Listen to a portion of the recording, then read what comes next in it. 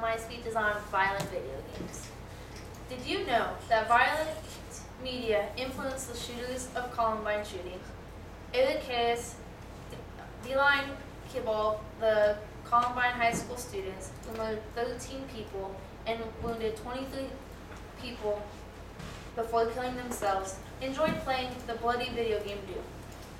The video game Doom is a military killing simulator that gets soldiers ready for the devastating killing of war. A year prior to the shooting, Harris and Kibble customized a video where they dressed in trench coats, carried guns, and killed school athletes. The Columbine shooting was a real-life performance of this video. Yes, this is an extreme case, but as teenagers, we still are impressible and can be impacted by violent images and interactives that we see or use.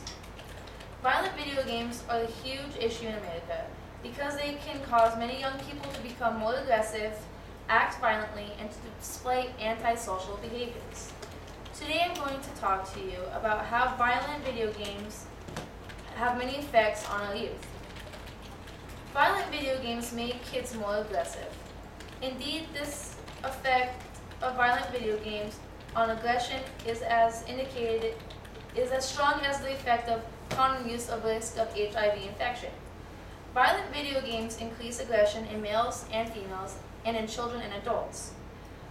Results indicate that college students who play violent virtual reality games have a higher heart rate, reported more dizziness and nausea than who play in violent games. Exposure to violent games correlate with aggression in the real world. Violent video games provide a forum for learning, practicing aggression solutions to conflict situations. For example, aggressions towards their peers and teachers in school. Violent media increase aggression by teaching observers how to aggress by priming aggressive cognitions, previously learned aggressive scripts by creating an aggressive state of mind. Long-term effects involve learning processes from infancy. Humans learn how to perceive, interpret, judge, and respond to events in the physical and social environment.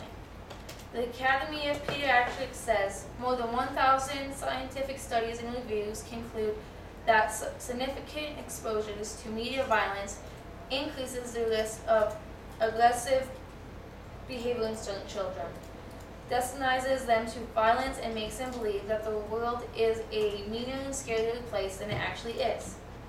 With violent video games comes with violent acts. Most highly publicized school killings were committed by individuals who haven't played violent video games. As with Michael Cornell from Kentucky, who in 1997 shot and killed 3 of his classmates. He too said was to be a game fanatic. It was stated in court that he shot off 9 shots in a 10-second period. 8 of the 3 shots were hits. 3 were head and neck shots and were kills.